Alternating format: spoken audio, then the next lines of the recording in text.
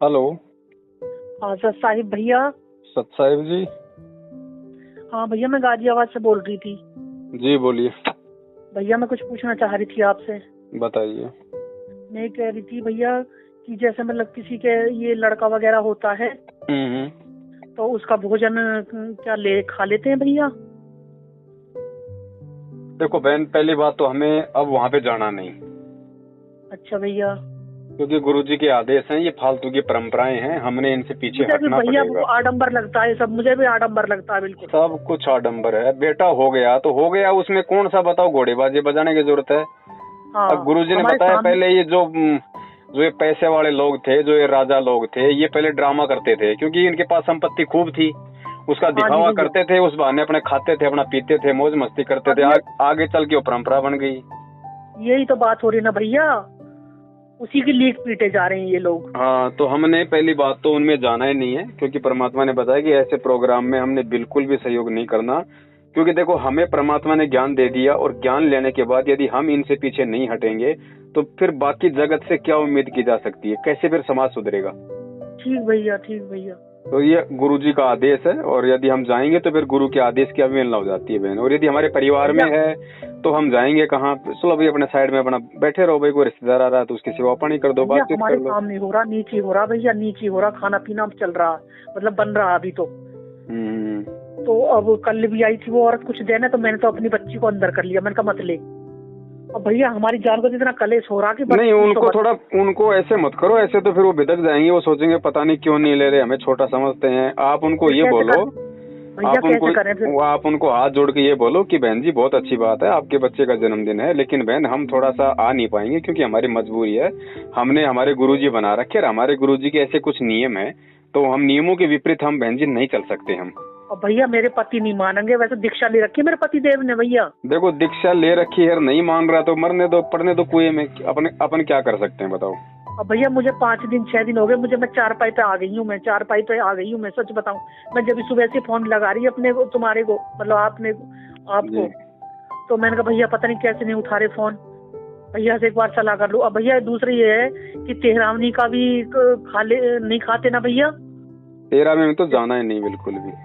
जैसे ये पत्तल परोसा घर पे आ जाता है। देखो, कोई जबरदस्ती अगर कोई पटक जाता है, हाँ हाँ और अगर किसी धार्मिक प्रोग्राम का नहीं है या किसी 13वीं का नहीं है, हाँ तो हाँ। उसको तो हम परमात्मा के दरबार में रख के भोग लगा के, जितने मान लो 100 रुपए का है, 200 रुपए का है, उतने पैसे हम परमात्मा के निमित्त निकाल के उसको तो अच्छा हम खा सकते हैं। लेकिन ठीक यदि भैया। किसी देवी देवता के प्रोग्राम का है, कोई जागरण का है, कोई 13 माई का है, कोई पितृ पूजा का है, कोई श्राद्ध का है, तो ये बिल्कुल हमने लेना भी नहीं है। और जबरदस्ती कोई रख भी गया तो हमने पशुओं को खिला देना है। ठीक भैया, ठीक भैया। और पति ने नाम भैया दीक्षा ले रखी है, नहीं मान रहा है तो जाने दो बहन, जबरदस्ती का तो मार्ग है नहीं है। समय आने भैया मैं पे क्या अपने करूं? कर्म अपने आप भोगेगा। भैया मैं बहुत 30 साल से बहुत कष्ट पा रही हूँ। मैं 30 साल हो गए मुझे। अब मैंने 4 अगस्त को ली थी, ऑनलाइन दीक्षा ली थी भैया मैंने, जी जी जी अगस्त में भैया।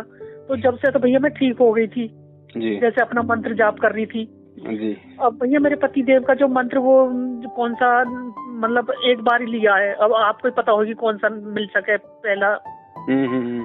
तो भैया अभी वो बदला नहीं गया नाम।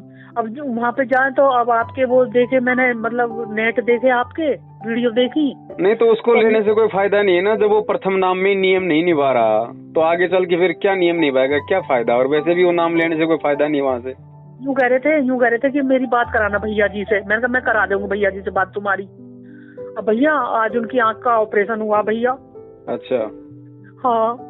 अब भैया मैं कई दिन से फोन लगा रही थी, आपको लग ही ना रहा था फोन, बेल तो जा रही थी, पर भैया। देखो बहन, ऐसा है, चलो ठीक है, ऑपरेशन वगैरह हो गया, लेकिन आप ध्यान रखो, आप अपनी मर्यादाओं में रहो अच्छी तरीके से, ठीक है? वो अगर अपना कर रहा तो बहन, उसके कर्म उसके साथ में है। आप अगर अपनी मर्यादा में रहोगी तो परमात्मा भैया परिवार पे। सारे मोहल्ले की औरतें मेरे को इतना बुरा बुरा कहती हैं कि पता नहीं कैसी औरत है ये, कहाँ से आई है। मैं अपने गुरुजी का ही ध्यान रखती हूँ अपना हर टाइम।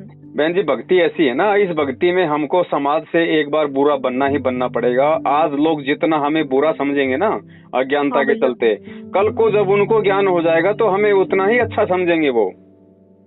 अब तो भैया फिलहाल तो मेरे को इतना बुरा बुरा कहती है कि मैं कहने कहने दो बता नहीं बहन, सकती हमें आपको। लोगों के पीछे थोड़ी चलना है। हमें लोगों से क्या भैया चाहिए? हमें मेरे पियर वाले भी छूट गए इस बात से। मेरे पियर वाले क्या बहन जी, इस भक्ति मार्ग में अगर माँ बाप भी छूट जाए, पति पत्नी भी छूट जाए तो कोई बड़ी बात नहीं, परमात्मा मिल गया। परमात्मा से बड़ा कोई नहीं है। परमात्मा वो सारे काम कर देगा जो पति करता है, माँ करती है, बाप करता है, भाई करता है, बेटा करता है। सही बात है भैया। परमात्मा अकेला कर देगा अगर हम उसके नियम पे रहेंगे। बिगड़ी का कोई नहीं है इस दुनिया में, कोई नहीं है बिगड़ी। अब ये सारी बातें परमात्मा हमें ज्ञान, बहन जी देखो सारी बातें वैसे तो परमात्मा ने सत्संगों में समझा रखी है, लेकिन सत्संगों वाली बातें हमारे समझ में नहीं आती, इसलिए परमात्मा फिर ये प्रैक्टिकल करके दिखाते हैं। भैया अब गुरुजी कब आएंगे? मैं वही आना चाह रही हूँ, हरियाणा ही सारी आना चाह रही हूँ भैया। देखो बहन, परमात्मा आएंगे तब तो पूरी दुनिया को पता चल जाएगा। भैया मैं यही कर रही हूँ। वैसे मेरे यहाँ ज्योति भी जलती है भैया दोनों टाइम गुरुजी के, जब से मैं पढ़ी जब से तो जल नहीं रही भैया।